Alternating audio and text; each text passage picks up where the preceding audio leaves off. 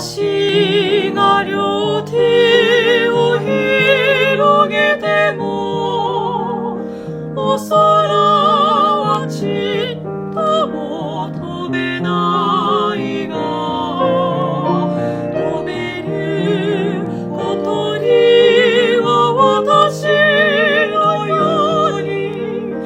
地べたを速くは走れない私の体を揺すってもきれいな音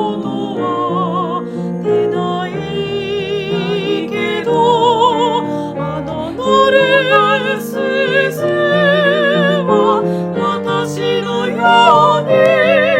たくさんの歌は知らない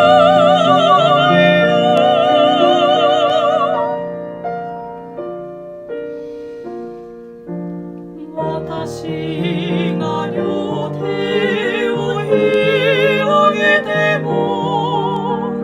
お空はちっとも飛べないが飛べる小鳥は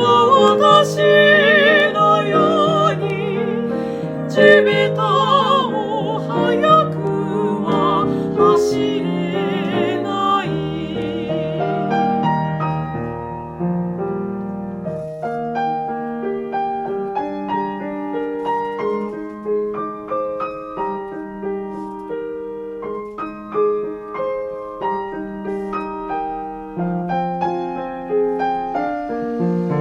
鈴と小鳥とそれから私みんな違って